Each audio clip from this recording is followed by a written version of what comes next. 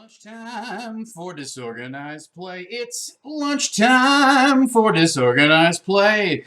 Lunchtime, what are we eating today? Hey, let's consume some genius direct from my mind into your eye holes and into your brain. Yes. Hello, everyone. I'm Tom Lommel. I am the Dungeon Bastard. I am proudly sporting my nerd merch today, like every good nerd merch consumer. I think I may have strained myself on that noise, that noise. Welcome, everybody. So I'm so glad to see. I know it's a new time, so I think people are going to have to get accommodated to that. It's just for the Tuesday show. The Thursday show will be back at 2 p.m. We gotta fit it in, catch as catch can here, people. Sometimes life intrudes, and yet life makes a way. Life finds a way. So we are on session 3 of Sunless Citadel. We are once again in prep mode.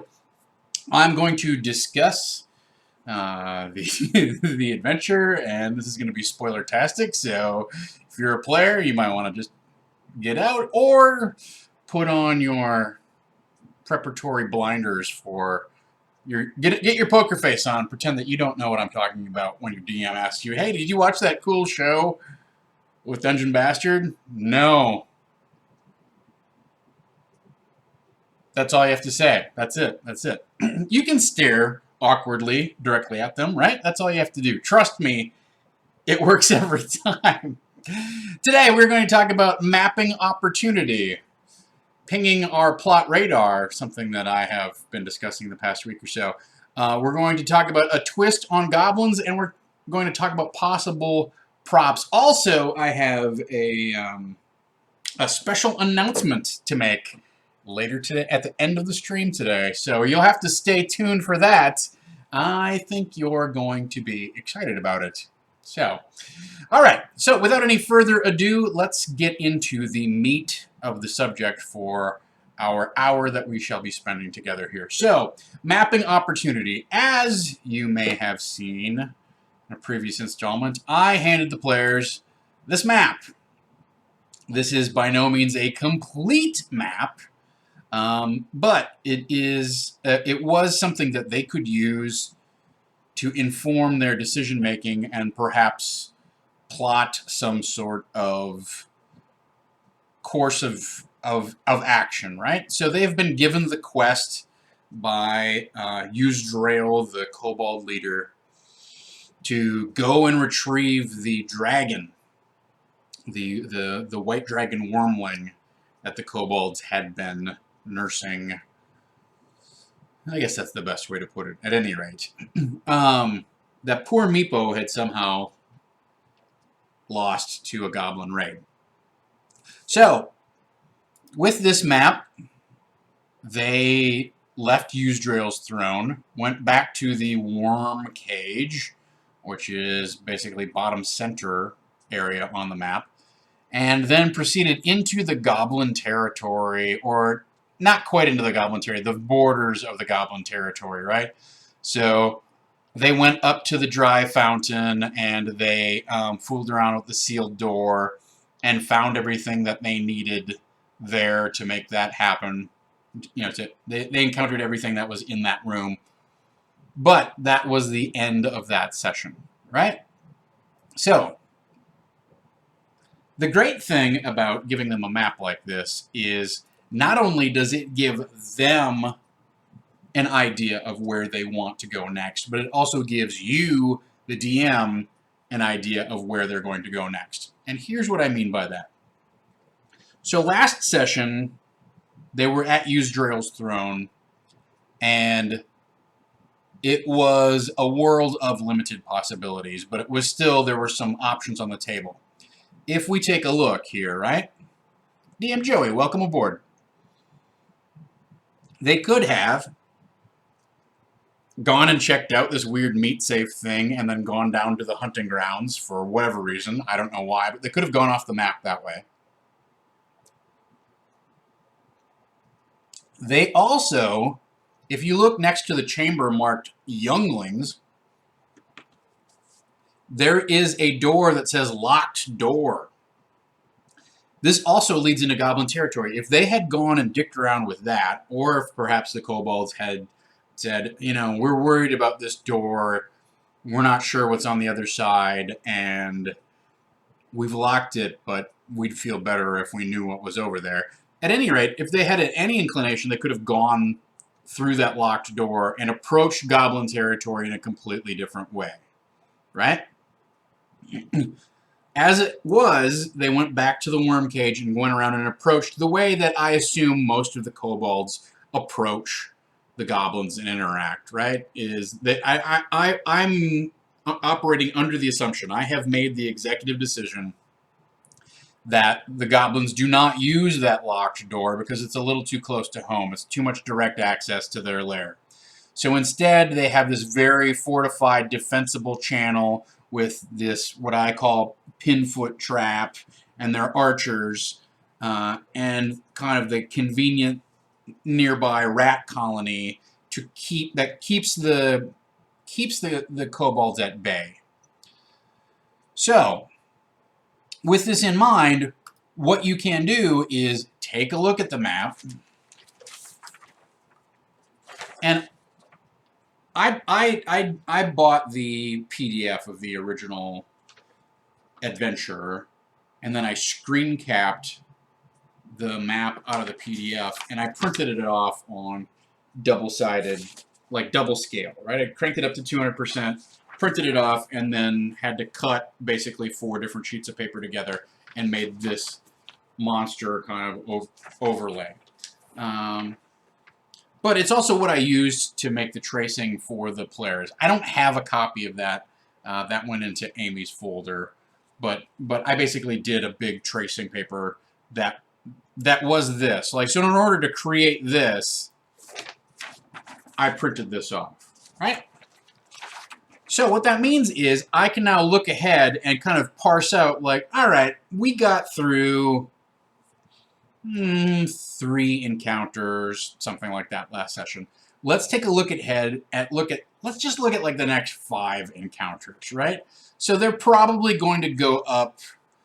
Some of this stuff is actually on this map. They're probably going to go up into the rat warrens and dink around in area, well, what we know from looking at our map is area 29, but what is marked on their map as the Fountain of Death.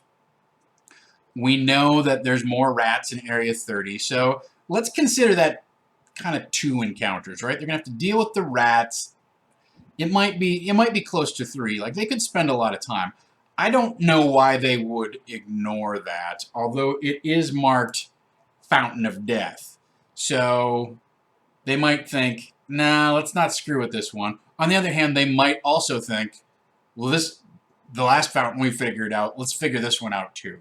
You know, this is where we do sort of get an idea of, are they completists or are they just relentless? You know, because like I said on Thursday, there's plenty of rooms that they skipped over, so I don't know that they're necessarily completists. But they are definitely relentless when they encounter a riddle or a mystery or a puzzle that they want to solve. They keep hammering on it, whether that's a good outcome for them or not, right? So we'll see whether they screw around. It depends upon, you know, kind of like how banged up they get. But we can look ahead at our map and go, all right, Fountain of Death and rats, that stuff is going to happen. So let's make sure we read those areas, know what the potential, literally like the potential traps and pitfalls might be, how the encounter might play out. Are those rats going to sit back? Are they going to attack in one big mass and do an ambush, etc. Right? So that's basic DM 101 type of stuff. Is just take a look ahead, right? But also we need to look at this pinfoot trap. Obviously, that's a caltrip room, and the archers that are in that room. As well as the prisoner stockade, and then potentially the 2 or 3 rooms that connect to those areas. Now, I think we're really going to be pushing it to get much past both of those sets of archers and the prisoner stockade, right? Um, but you have to at least look ahead and kind of have an idea of, well, what might happen if they decide, screw it, we're not going into the rat warrens. There's no um, there's no real upside to killing a bunch of rats. On the other hand, I think they're close enough in XP to level 3 that I think they want to kill those rats. So, but you never know what players are going to do, right? So you have to consider, all right, they might just skip. No, we don't want to go to the Fountain of Death. Let's skip the rat warrens. Let's go directly towards these goblins while we're full strength and see what we can do to take them out, right? And you can sort of anticipate, like, all right, are they going to do a stealth approach? Are they going to kind of come in guns blazing and try and do overwhelming ambush, charging attack, that sort of thing? I think that's unlikely. Like, put your player cap on and go, well, let's see. If I knew that there was a pinfoot trap, what is that? That's some sort of area where it's going to at least be difficult terrain, etc. So they can't really go charging through that area, or they're going to have to come up with a very clever plan to go charging into that area. Like if they had some sort of Tensor's Floating Disc or a Levitate spell or something like that, or they could create some sort of, some sort of special boots that they could travel on. I mean, there's a million different ways to deal with, okay, well, the terrain is probably dangerous or something like that, right? So put your player cap on and kind of predict, like, how hard are they going to attack this, right? And the other thing to keep in mind is these encounters have the potential to kind of scale up or scale down the danger. You can turn the knob on this because it specifically says in the module with the practice archers, right? It says they spend their time practicing their archery against the stuffed straw targets that are at the other side of the room. And when they're not doing that, they're busy drinking too much wine. Okay? Well, that is a classic out right there. That is your opportunity to make what might be an overwhelming or extremely difficult encounter easier in a way that's plausible, right? And that's always my thing about, like, I guess I haven't fudged die rolls really at all since I started playtesting 5th edition. Like, when we started playtesting 5th edition, I made a conscious decision to do all of my rolls in the open. And I think it's made me a better DM because now you no longer have that kind of, like, let's be honest, like I used to say, like, if you're going to start fudging die rolls, the players can, they can smell you baking from behind the screen, right? They are near level 3. They are not level 3. Let me clean up a couple things here from our chat. But, so if let me clear up this last thought before I move on. I'll pick up some of the questions that were in the chat. But if your party is having a tough time, and I think this is going to be somewhat of a challenge if they stick at first level. Oh, I might have said 3rd, right? They're close to 300 XP.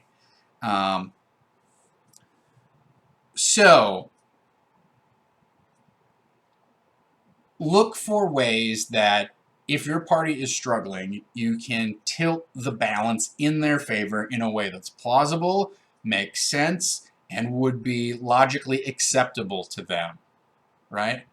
Oh yeah, it turns out they're drunk. You get over the other end of the wall, and there's all of these empty wine bottles. Well, no wonder they shot for crap. No wonder they were at disadvantage all the time. Like, look up the condition poisoned or whatever it is. Like, that's typically how intoxicated gets handled. I think there used to be an intoxicated condition, but I think they took it out.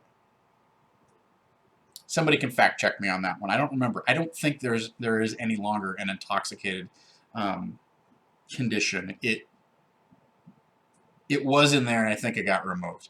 At any rate, whenever the module gives you openings like that, I would suggest you at least heavily consider them, if not outright, like, make that encounter a little bit easier. Because we know that further on down in the complex, things get a lot harder. It's not too many rooms away And we have to figure out, like, how that dragon, that wormling encounter is going to go, right?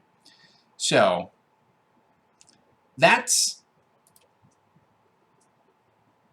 like, I think you have an opportunity too to portray the goblins as overconfident. You know, they're full of themselves. They don't take their guard duty seriously. The kobolds aren't that much of a challenge. They have owned this complex for years upon years, from what we can tell in the text. So they're not scared. They've got important allies who are powerful people who are aiding them. And they're not they've dealt with random adventurers as well. So they're not on high alert, right?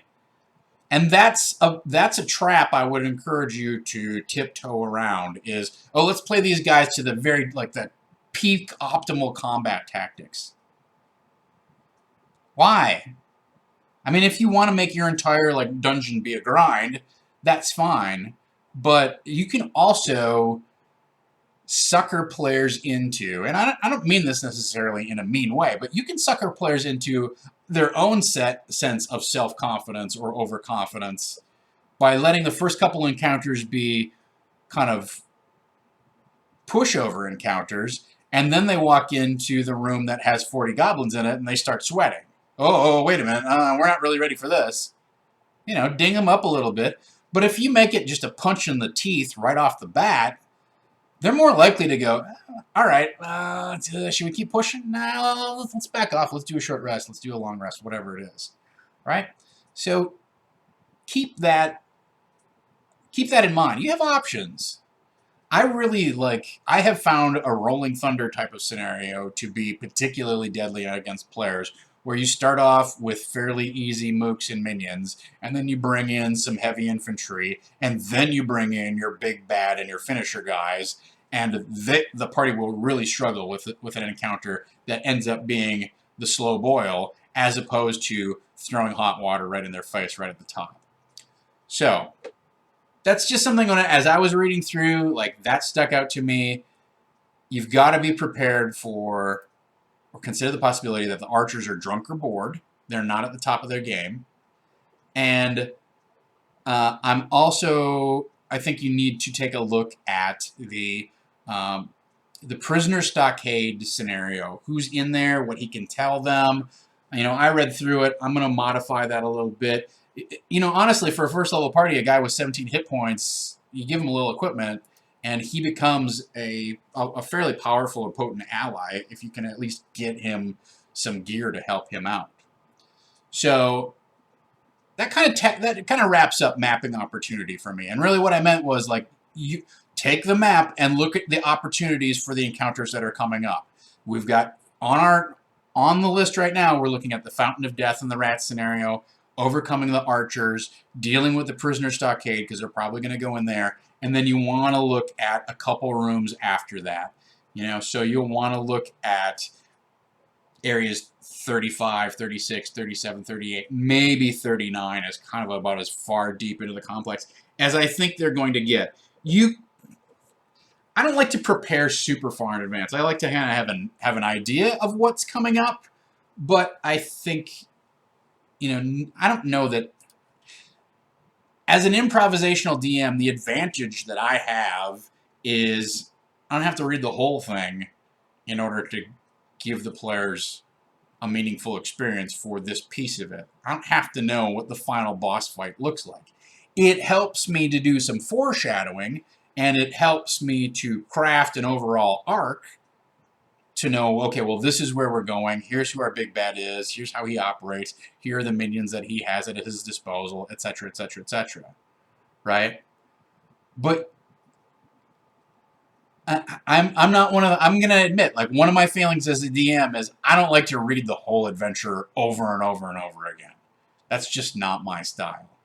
I don't think that's necessarily a great attribute of mine. I think it would be better for me to have, you know, the 8 key encounters that are coming up, like, a firm grasp on what those are. But I'm just lazy that way, and so I kind of read through it, put it in my, oh yeah, Balak is a guy who, he likes to experiment. He's in league with this evil tree. He's got some bugbear friends. Like, what else do you need? Like that's as much as I know, as I care about right now, right? All right, fair enough. But it definitely behooves you to know what the next 6 rooms are looking like. So, so let's take a break from our topics. That was mapping opportunity, which is, you can use the map and you can give the players a map and give yourself a heads up on preparing. Give yourself a leg up. So let's take care of a couple of questions in chat here before they scroll back too far or something terrible happens and they get lost into the ether. So, all right. What were our questions here? Nothing. All right. Somebody said, Bandana Man 95 said, with the riddles, are there any steps you can take to ensure that they can solve them? All right, so this is a great question.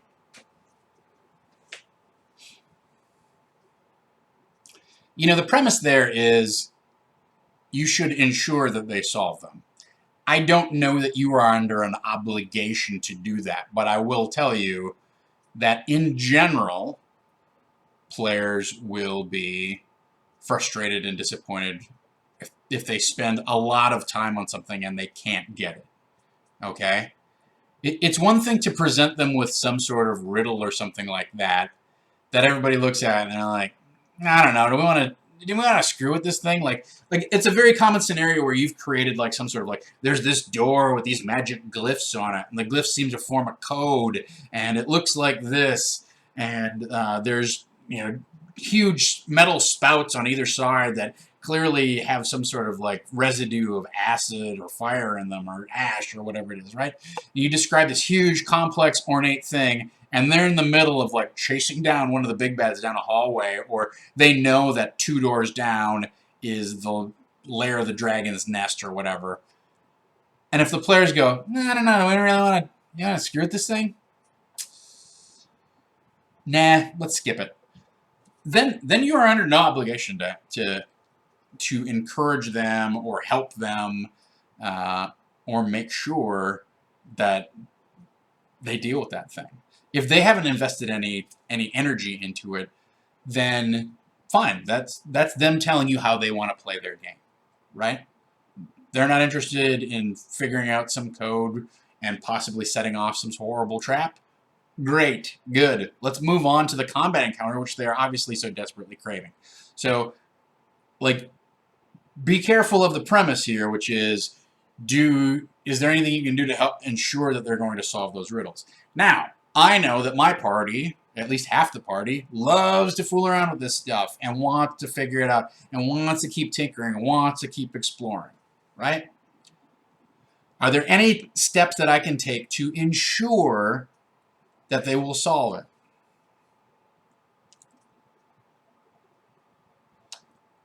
Again, I think that's a dangerous premise because I want them to feel like they've figured out as much as they can. And I want them to feel at least partially rewarded for whatever effort that they get in. Do I have to ensure that they figure out what the reward is for, decrypting the puzzle or whatever? No, I don't have to ensure that, because then once the players clue in that you're going to give it to them no matter what, then it kind of becomes a game of frustration, right? Like, how much longer do we have to dig around this before you just tell us what it is? And that undermines the tension and the drama of the game. So, with that in mind, are there steps that I can take? Yes. And you saw them play out last time. The biggest one that I will lay out there is partial successes. Some sort of information comes about due to the skill check or the actions that they decide to take, as long as it's appropriate. Like if they say, "Oh, I want to make a persuade check against the fountain to try and convince it to give up its secret," like that's ostensibly ludicrous, right? You're under no obligation to reward an action that is 100% fanciful or meta or grasping for straws. I have the most ranks in persuasion, so can I do a persuasion check? No, that's not the way that the game works. Some things you are bad at, you are bad at this, but you still have a chance of getting something out of it. So my number one piece of advice is give them some sort of information as a result of a failed skill check. Oh, you examine those runes. You're not sure what they say. You know that based on other runes that you've seen before, you can narrow this down to either Draconic or Dwarven or perhaps some sort of elemental script. You don't know if it would be Ignan or Earth elemental, but I guess that's Terran, whatever it is. But so you give them that sort of result. So rather than saying, "Oh, it's the Dwarven rune for opening," you might say, "Well, you don't know what this is, but you can narrow it down to one of these three things, right?" And so my point being that rather than giving them binary success or failure, you give them information by degrees, and you can give them a palette of information. You can give them information that does not lead directly to a solution, but leads indirectly to a solution. You don't know what that rune is, but you remember seeing it in a book that your old mentor had on his shelf. You don't know what this is, but you think your mentor could decrypt it if you made a drawing of what it was and brought it to him. Okay, now, they have not solved the problem. They have not solved what the trap or the puzzle is, but they have information that they can now act on, and that's what you have to give the players. So the absolutely worst answer you can ever give a player when they make a roll for anything is nothing happens. You don't know. Nothing happens. It feels like, it not just feels like, it is literally a waste of everyone's time. I would like to pursue a course of action, roll dice. What's the result? There is no result. Nothing happens. The players interact with the game world. The game world should be changed in some way. Now, that's like throwing out those cases that I mentioned earlier where they're trying to do something completely ludicrous. But if you're a clever enough DM, you can still give them information or have something interesting happen when it's like, oh, okay, well, if you want to cozy up to the fountain and start sweet-talking it, here's what happens. Even if that interaction is a door on the other side of the room opens up and a couple curious goblins come in to see what's going on. And, oh, by the way, they see you laying with your head next to the fountain and decide to start shooting arrows at you. Whatever it is. The point being, beware of binary success and failure. Even when the characters fail, have them fail in some sort of way that creates meaning for them, that informs them of the greater game world, has any kind of result that at least they can use information, they can gain information and process it and apply it somehow to the game.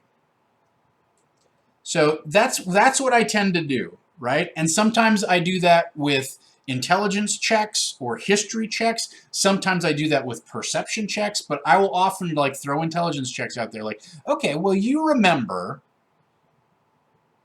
or like I did last session with the wisdom check. Well, it doesn't make sense to you. It occurs to you that if they had that key, then either they would have opened this and there wouldn't be all this dust around the edge of the frame, or if they have opened it, why have they closed it back up and locked it again? So I think you have ability checks at your disposal which help the players which enable the players, give the players an avenue into continuing to explore or interact with mysteries and puzzles in a way that doesn't involve hitting things, right?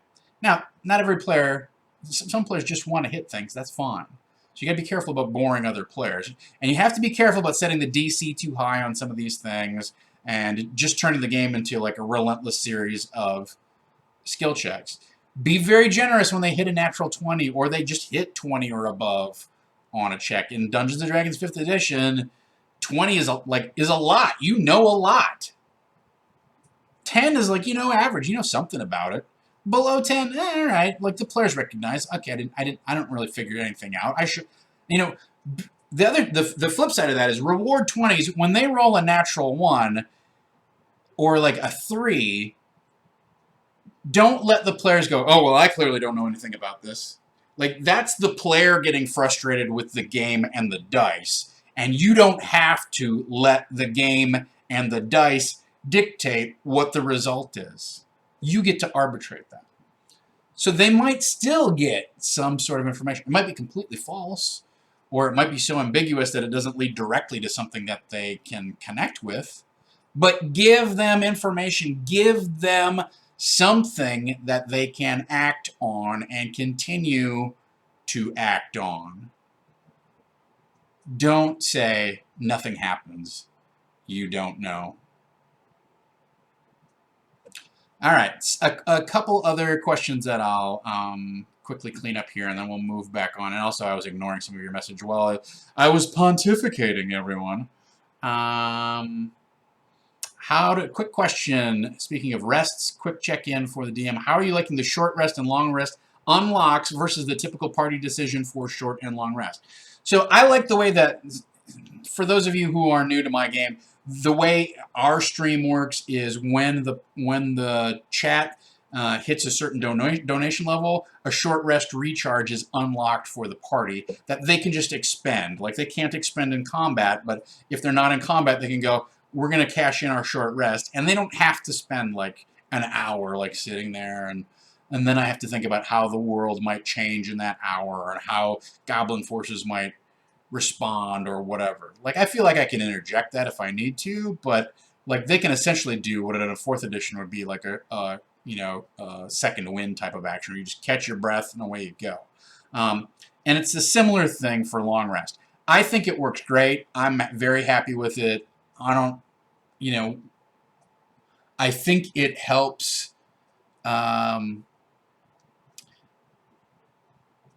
It helps with some of the chronological strain that happens when the party wants to rest and come and recharge. And it also helps from session to session, right?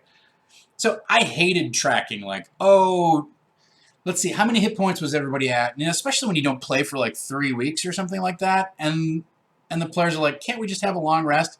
Well, in this game, like, that's the way that it works out, is due to donations. And they come back each week. They come back and we've sort of rebalanced the scales and reset everything to 0. So I'm fairly happy with how that is working. Death by Donut says, is running published adventures fun? I've never done so. I've only ever run my own stuff. I have found it's far more rewarding than I anticipated. I was certainly one of those DMs who, like, took it upon myself to craft a masterful scenario that was brimming with intrigue and potential for glory. Guess what? It's a lot of work. I am having a lot more fun taking a published adventure and hacking it and adding my own personal private touches that remix and reinvigorate the story in ways that are appealing to me and my players than I am just starting from scratch going, oh, well, and then what if there's a mountain over? I don't know. It's you get caught up in having to create so much out of whole cloth that prep time becomes burdensome, and then running the game, you're like, oh, well, they go, what's around this corner? No. It's dusty. So that's something to think about, right? I've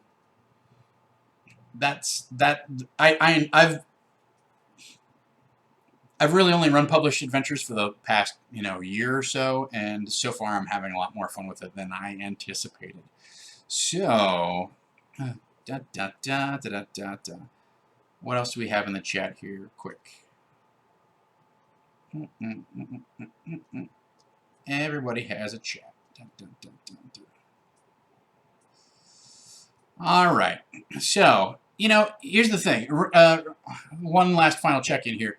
Riddles are up to the group. Like, half the group that I have right now loves riddles. Okay, fine. I'll find them. I'll figure it out. I'll put it in there.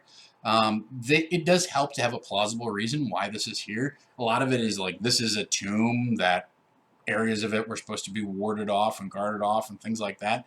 It's a staple of the fantasy adventure trope that there are riddles involved somehow. They don't have to come up a lot, but it's nice to have them once in a while. My players clearly want this type of stuff more often than not. I think if you use that incremental success or kind of failure with benefit, whatever you want to call it, it's not really success at a cost, right? But it is interesting failures as opposed to a null results. If you use that approach, you're going to find that your players tune out a lot less. There's always more for them to start puzzling over, thinking about, okay, well, wait a minute, now how does that fit into what we know? Okay? And that takes a lot of tedium off of riddles. So, something to consider. General Fancy Pants, welcome aboard. Glad to have you here. We're moving on to pinging our plot radar. I was going to revise this, revise our plot radar that we had from last week. I did not get time or did not carve out the time to do that. So let's do that now. I feel like, all right, what do we got on the board here? What are the goblins up to? That's coming up immediately. Why did Gregory and Dell run off to the Sunless Citadel? That was touched on, but not very well explored by the party last session. So those are going to be two things that are immediate, right?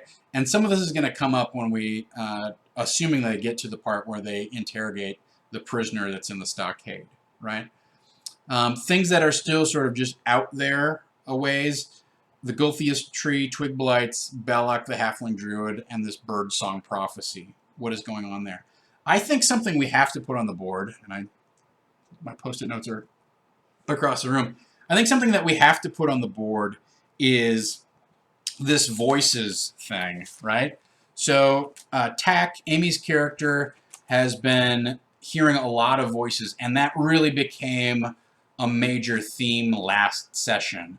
And I know that she has an idea of what it is, but it's also being fed in from my side as the DM, and I'm kind of stoking the flames on that. So to me, that's an element that needs to start getting clarified, because her just getting talked to by random stuff isn't interesting.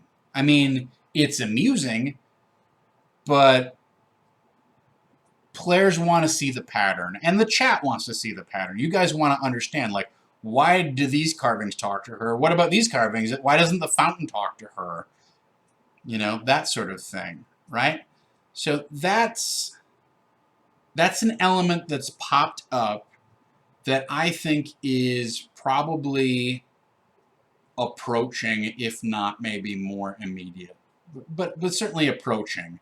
Within the next 2 sessions, we need to start giving shape and direction to what's going on with Tack's voices that she's hearing. Now, out of game, she feels like those voices are somehow an internal urging to help her unlock her psychic power, right? I know from talking to the player that that's what that's intended to be. And that's fine. Let's see if we can find how to hook into that and give it some more surprise and development that maybe the character doesn't expect. I'm not saying taking it in a completely different direction that they're not going to like. I'm not saying steal it away from her, but honor the concept that she has, but also give a surprise, give some sort of added information, added integration into the wider world than what she necessarily anticipates. It's always a little tricky playing that dance of this is what the character thinks and I'm going to impose this on you. So you have to kind of tiptoe your way up to what is happening, what you think this might be, as opposed to doing a huge sudden reveal of here's what it turns out. Now, I'm kind of inclined to, well, all right. So that's our ping on plot radar. I just want to double check and see where am I. I'll be right back. I want to look for my post-it notes, you guys. You can look at the map in the meantime. Where are my post-it notes?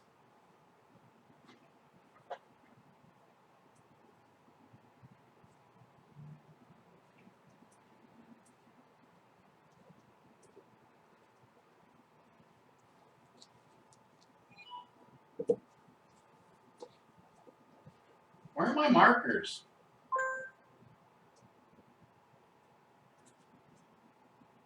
There's.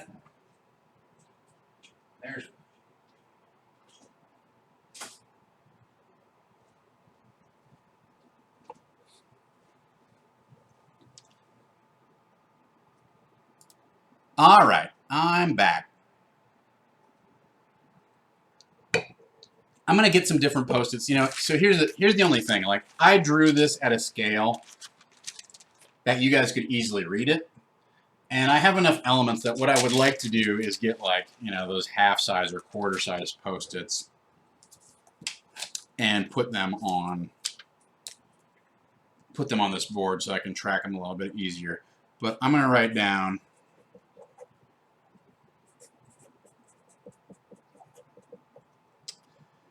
the advantage to having a post-it that's this size is I can write down a couple facts that we know about them, and that sometimes it's been in the toys, but it also has been in the Jade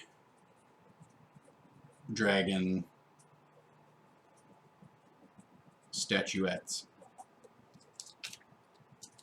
All right, so those are. It helps to know, like, okay, well, this is a sub part of the theme. All right, that's approaching. See what happens. All right, so that's pinging our plot radar. For those of you who have no idea what I'm talking about, go back to last week's Disorganized play. You can catch it either on the Twitch VOD or on YouTube.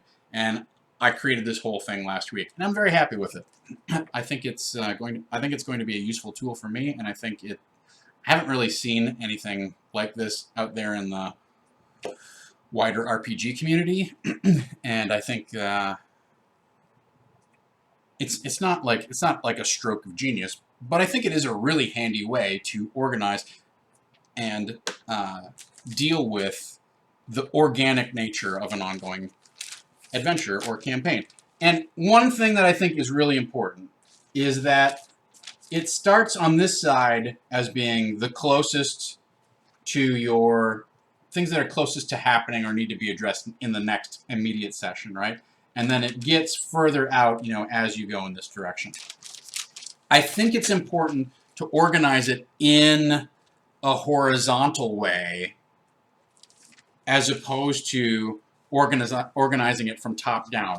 I feel like, for my brain, I can see and connect more possibilities across the page than I could if they were up and down. Like, if it was up and down silos, I think you would tend to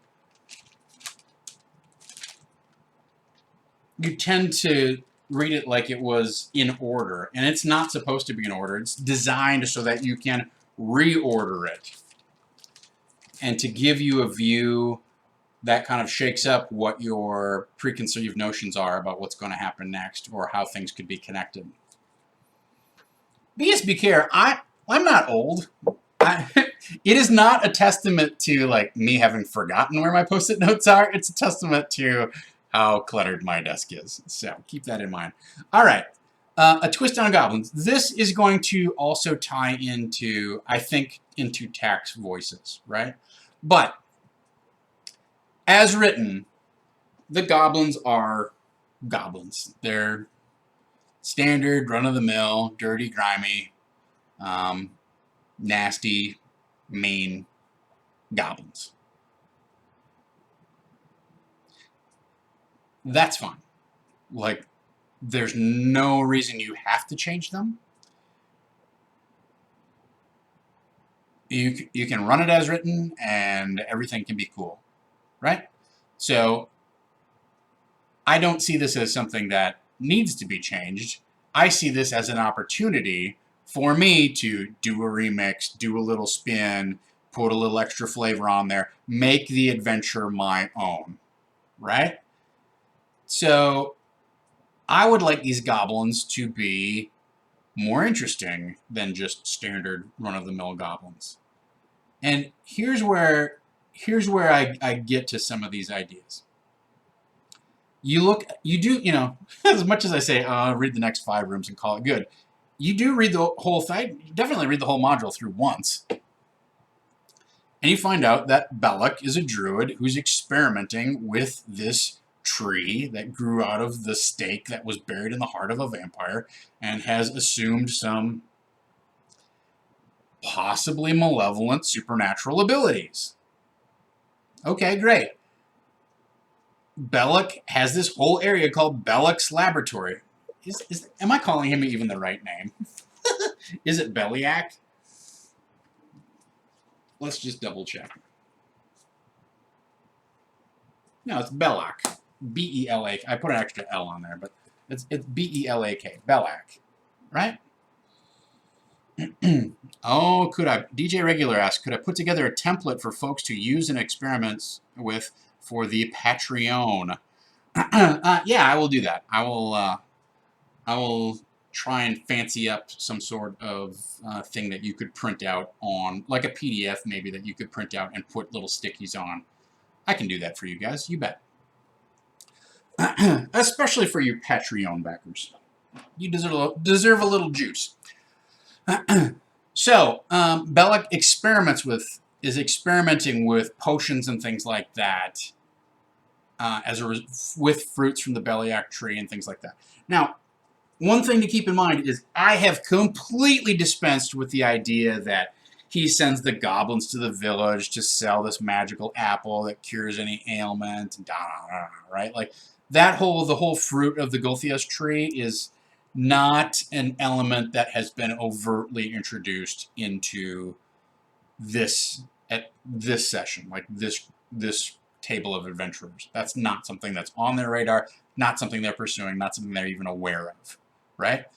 So that's fine. That gives me a little more room to improvise around the theme of, okay, there's this Gulthias tree, this druid is in league with it, it grants him power, he experiments with fruit, it creates these twig blight things that are sort of little minions that can bop around, and maybe they're almost like the druidical or plant versions of imps, like that sort of, like those sorts of ideas now start popping into my mind, right?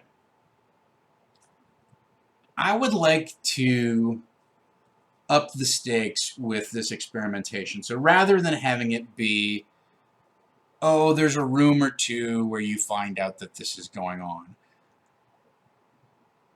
I'm more inclined to put a twist on it and expand it as more of a foreshadowing of the Gulthias tree. Here's the thing.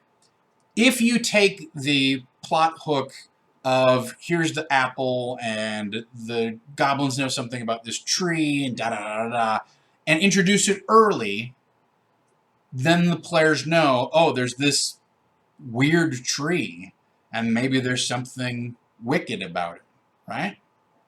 Okay, fine.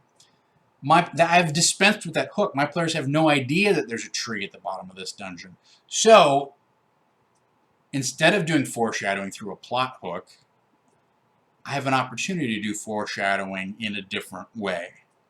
So I would like to... My inclination is the goblins are also a result of experimentation with the Gulthias tree, right? And not in major significant ways, but I would like to describe the goblins, since they haven't encountered any yet.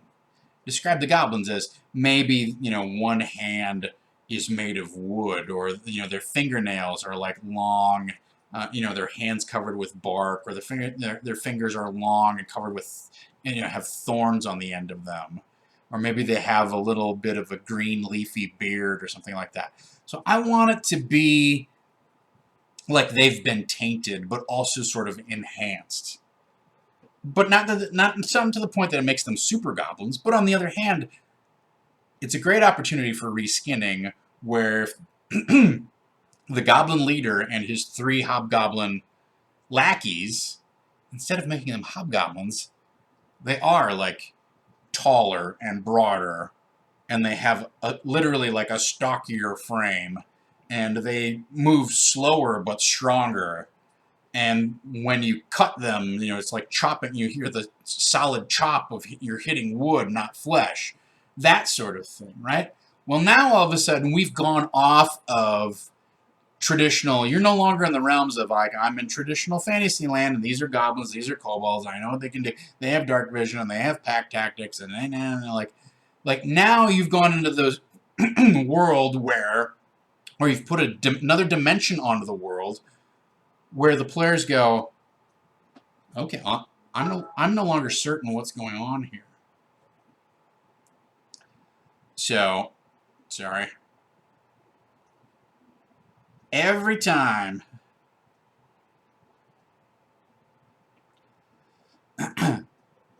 So now you've introduced an element of intrigue and mystery that gives the players just a little, like a momentary, like, well, what are the implications here? What is it like? What's next? Now they're not sure what they're getting into. That's always now you've created an atmosphere that's ripe for exploration. Now you've regained their attention. You've regained their curiosity. Instead of like a group of seasoned players going, all right, they're just goblins. Can't we just kill these goblins? Come on. Now they've got to go, oh, wait a minute, they got this wood thing. Oh, he's got this weird vine attack or whatever it is, right? That is not a deviation off of the stats in any mechanical way. It's just a hobgoblin with a longbow or a short bow. But no, he's got this vine attack where he can whip darts of, barbed brambles at somebody and hits them and does piercing damage. Functionally, it's the same thing as shooting a bow. But think about that. As BSB here points out, it plays more into questioning why Gregory and Dell went along willingly with the goblins. So I have another theory about that. So that's something that, that's the twist that I want to put on goblins. All right? I'm going to do a slight insight for you guys into the overall, another overall arching piece of plot that I'm very strongly considering introducing into the story here. We know that the Gulthias tree has these supernatural abilities. We know that Tak has received like powers and voices through the toys that like she had, right? Like that old mummer's wagon thing that we had in the very first episode, right? That was like a source of... We know that she's using these toys as her focus. Here's where I'm going with this. What if the powers that she activated did not come from her own mind inside, but were actually somehow tied to the toys. The original toys, BSB Care is very much on it, are made from wood from the Gulthias tree. And the reason that Tak's mom was so concerned is that Dell found out that Tak's mom and dad would go and trade with the goblins and get their supply of magical wood in exchange for whatever they offering they made. So Dell and Gregory went to go cut their own deal or whatever I haven't figured out that piece of it yet, but like that's the reveal, is that the goblins are like, "Oh, are you here?" They see Tak and they're like, "Oh, are you speak the passphrase and are you here to trade too?" What? No, what are you talking about? Nothing. We don't know. So that's where I'm considering pulling, like, tying these storylines together of Tak's voices and the things that talk to her, is the Gulthias tree reaching out to Tak, trying to get her to do something, right? I haven't decided what that is. This may tie back into the Iron Keep. It could be that the vampire that's staked at the bottom of the Gulthias tree is one of the lords of the Iron Keep. Or it could be that the Gulthias tree, like one of the lords came down to somehow bargain or negotiate or harness the power of the Gulthias tree, and it killed that person. Like, those details are still muddy, but they're out in the distant territory, the dangling territory of my plot map, where I don't have to decide them right now. But, so the question that arises of this is, why are the dragon statues talking? And I think I can pull off some finesse moves that like make sense too. But that's a piece of meta plot that I'm trying to make a connection for, create a pathway for.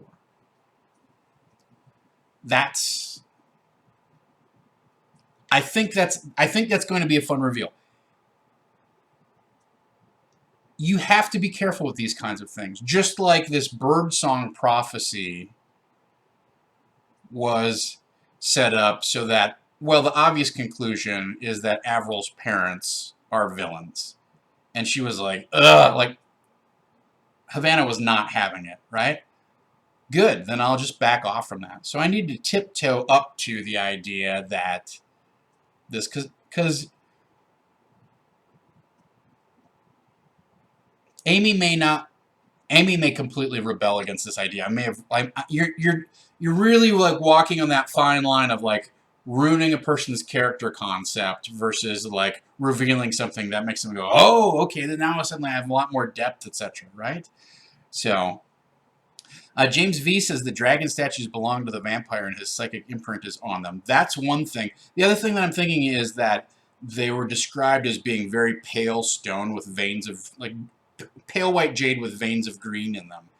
What if they are actually, like, literally sort of calcified bone and they were carved from some sort of victim or whatever of the Gulthias tree, and the veins of green are like seedlings or roots or whatever was in there.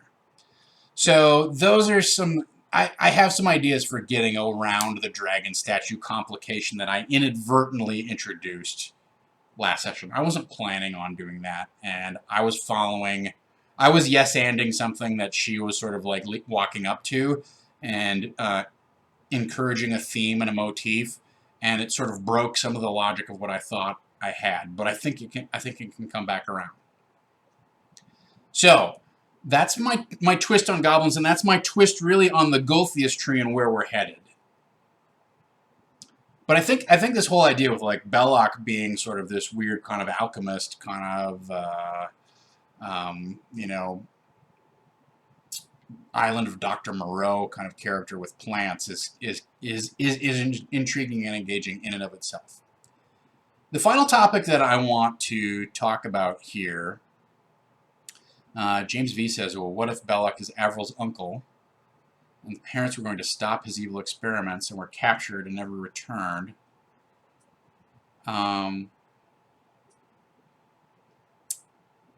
the birdsong prophecy is about her uncle and not her. Yeah, I've considered that Belloc is either maybe a grandfather or an uncle or a cousin or something like that. Somebody who's not her parents. Yeah, and honestly, I kind of have to think about, like, okay, if we're gonna go to Forge of Fury, like maybe there's some sort of trail of clues that might lead to her parents being there. Maybe they got traded off or something like that. I would like to see this become a storyline of, tragedy and redemption, as opposed to a reveal of just obvious villainy, right? So that's something. But yes, I also think that it could be, I think, a very easy escape hatch for this particular detail that I've dropped out there is that Belloc just does bird songs all the time. And that's his nickname, and it's a coincidence. Or maybe it is, not just a coincidence, but also he's related somehow, but more of a distant relation. So I think it would be a fun role-playing hook for Belloc to have this, weird whistling.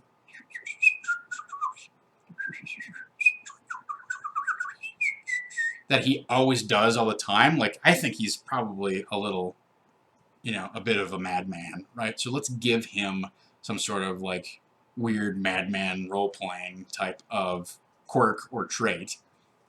So I think that is a very easy out. That doesn't necessarily take anything off of the table in terms of, is he possibly related to Avril's character? BSB Care asks, do I have any thoughts towards trying to connect Gaurav's character a bit more? I don't have anything off the top of my head. I think we may want to... I think we need to explore... He's got this connection with his father, which is his strongest hook. So we need to flesh out, like...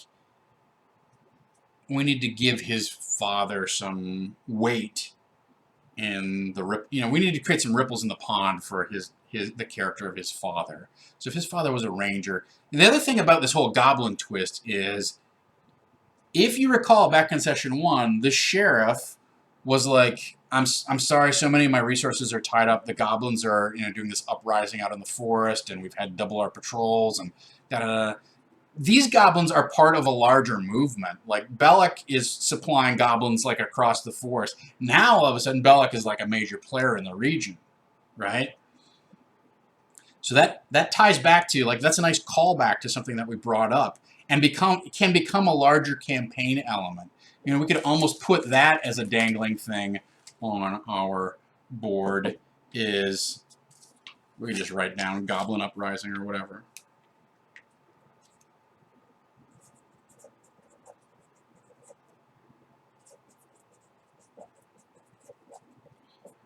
In the Neverwinter Wood.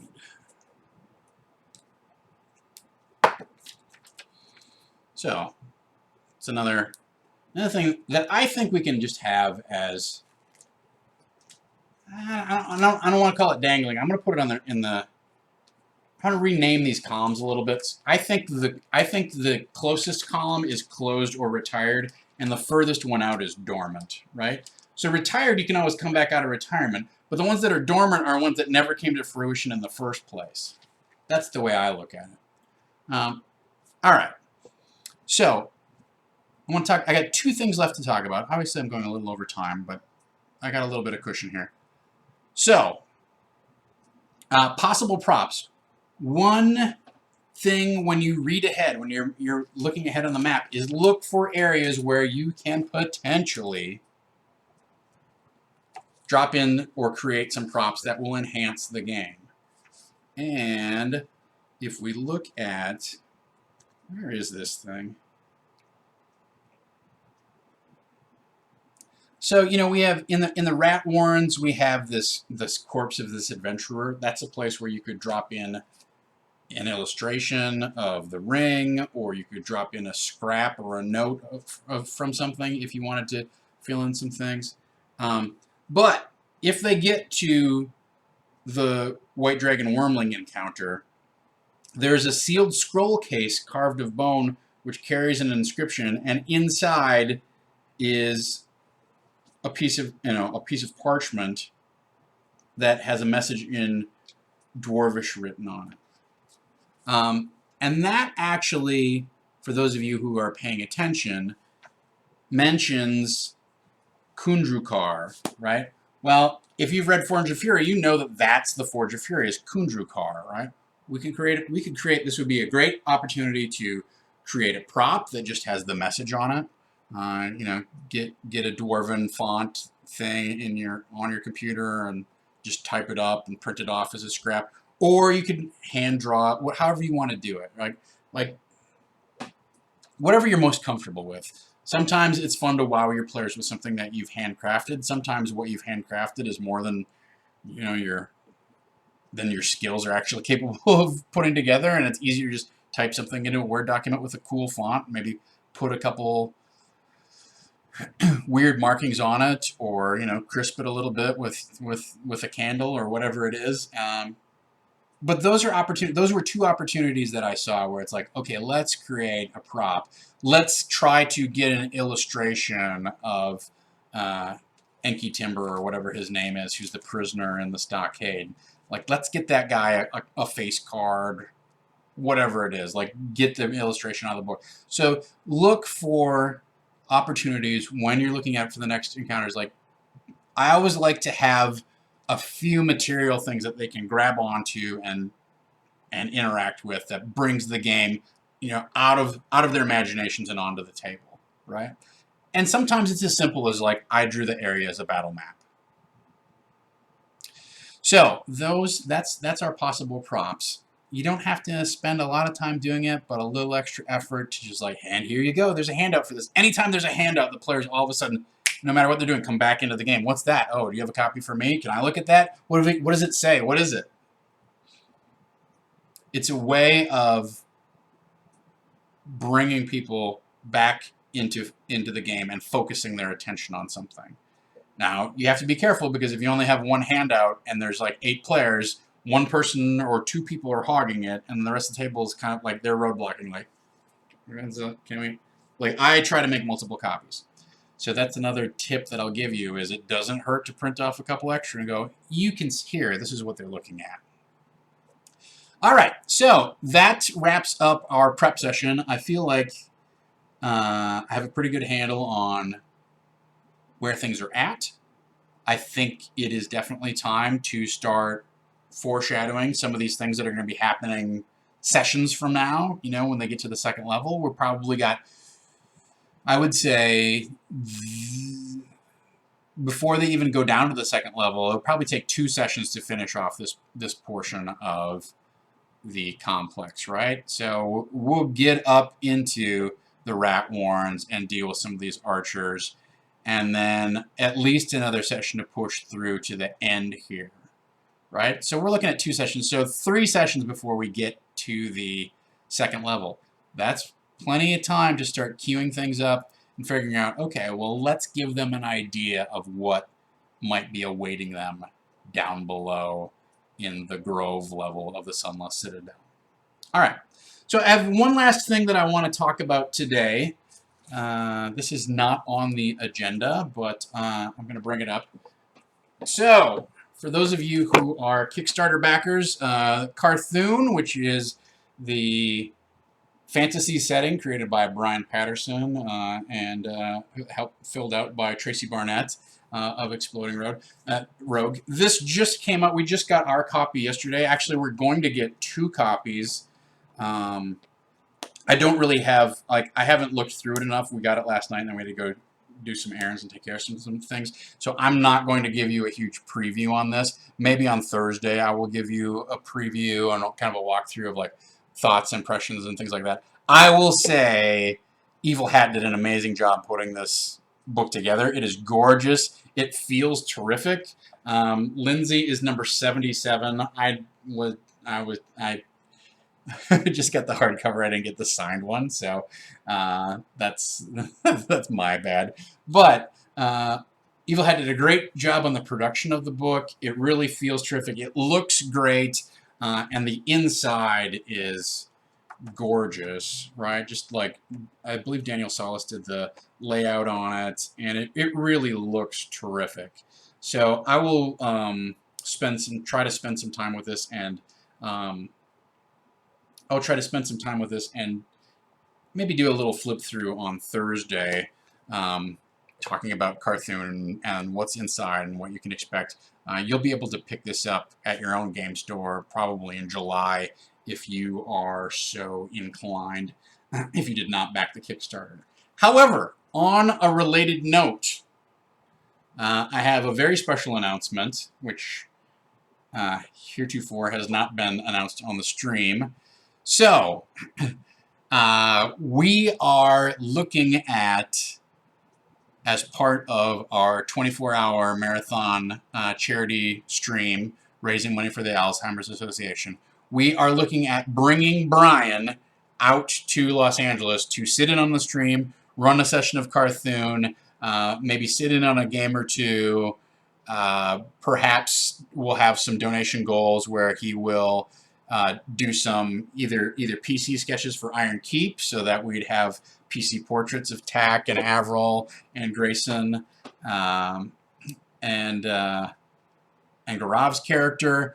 I'm not sure exactly what all the details are, but we're going to start probably tomorrow night the fundraising that we're going to be doing, at least for the rest of the month, raising money to get enough funds to fly Brian out here, and then potentially get him a place to stay or whatever. But we're going to. Our plan is, if we can scrape the cash together, we'll get Brian to come out here June 23rd, 24th, and be part of our 24-hour stream for charity. And I think that's going to be a fantastic time to have Brian run a session of Carthoon, so you can see like the world in action through his eyes, as well as just bringing his talent and enthusiasm for role-playing into the Saving Throw show crew. So that is what's going to be happening with your donations for sure tomorrow, and hopefully through the end of the month. Like, Dom and I haven't worked out all of the details, but I think it's a reasonable amount of money to raise to try and get him here. So that is what's on the docket, and I'm confident that we can make it happen. And you guys have been super generous, so I appreciate all of your support. But we'll get some more details pinned down so that you can share with your friends and share the love and get other people involved. I think it'll be great just to have Brian here for the charity stream regardless. That's always a special event. It's one that's near and dear to my heart.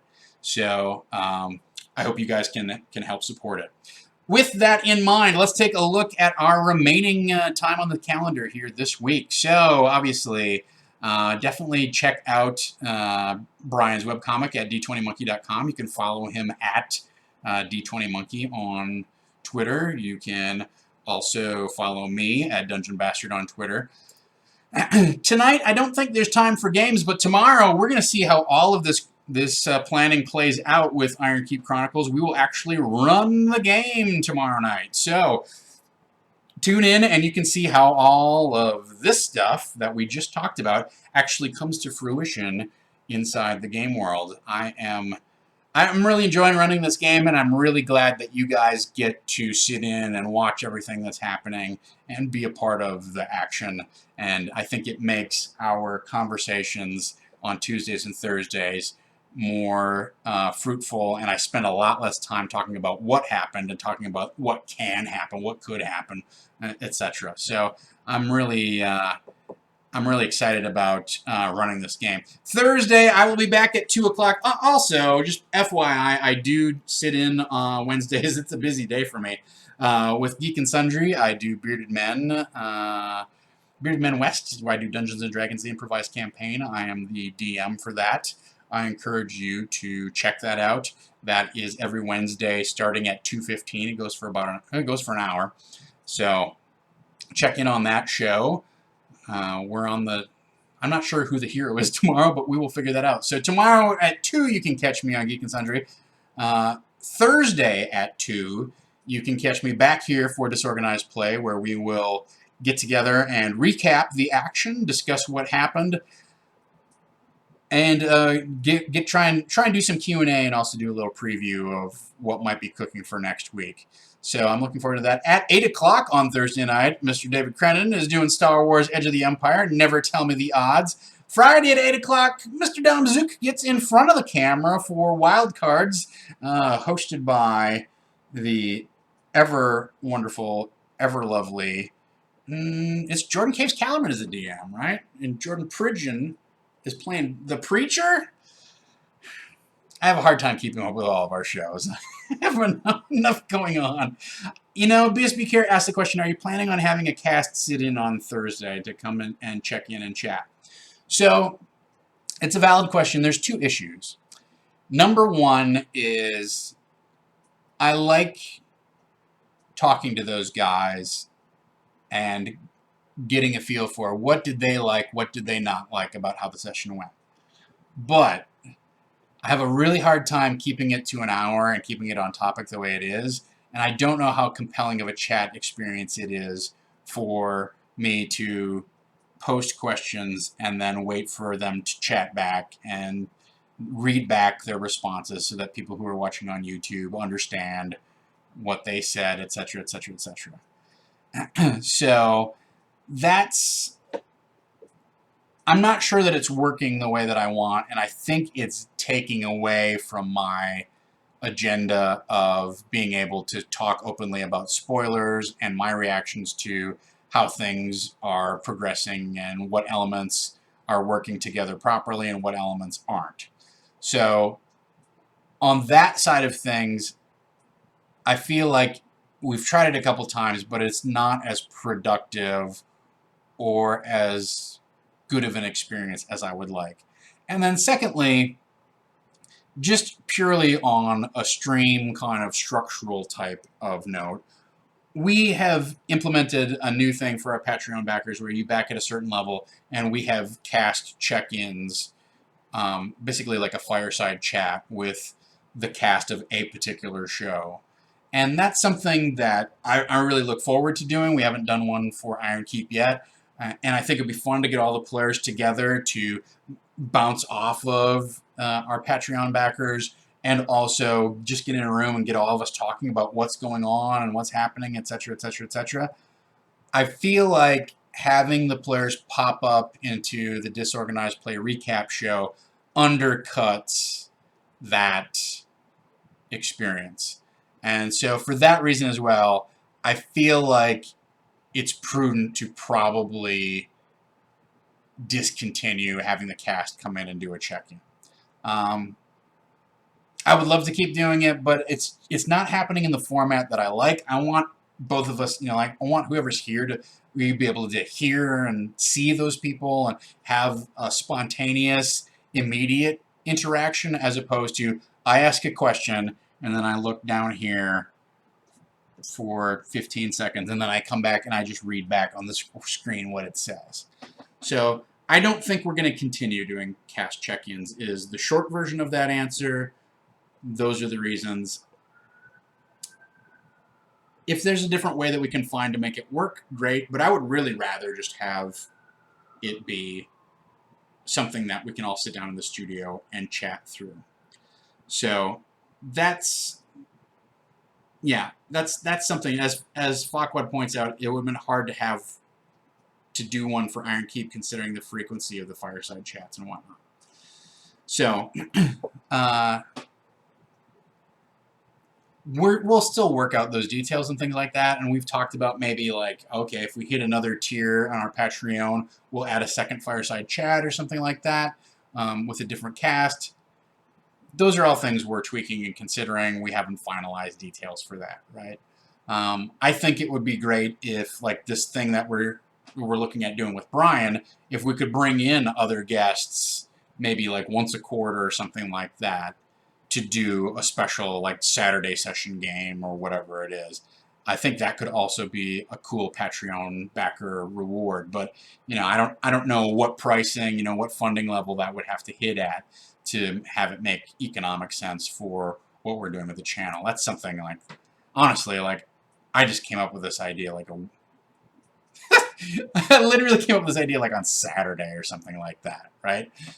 So for us to be able to make this happen in June is already short notice, but for us to like have the details hammered out if it were to be an ongoing thing, I don't know. I think it would be really cool to have whoever like reach out to Monty Cook and have him come in and run a game, on the stream some Saturday of Numenera or, whatever.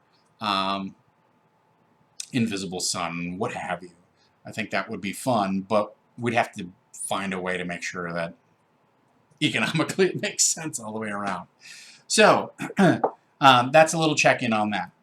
Speaking of the stream and the weekend, Friday night is Wildcards, as we said. Saturday, it's Phoenix Dawn Command. Sunday, you get the day off. It's a long weekend. I don't know that we'll have anything on Monday. I'm not sure because it's a holiday if we're going to have something queued up for then or not. But we'll find out from Dom tomorrow. How does that sound? In the meantime, you can always follow me at Dungeon Bastard. You can follow us at Saving Throw Show. We got a ton of stuff going on. I'm really excited about the potential for bringing Brian in and for the marathon in June. It's going to make it just that extra bit special. Super good times. So with that in mind, thank you so much for joining me. Thank you to Farquaad for moderating and all of our mods who donate their time so tirelessly to keeping the stream free of douchebaggery and keeping it clean and running simple. And I want to thank all of our regulars who joined in and engaged in the chat. And thanks to everyone who stopped in today. I really appreciate your time and attention. I hope these ideas have inspired you to do something cool with your game. Why don't you tune in tomorrow to find out whether something cool actually happens in our game. So with that in mind, until next time, let's dungeon! All right! 27 in a row! 27 for 27. Yes, that's 3 to the 3rd power, ladies and gentlemen. Math. I did it. Math.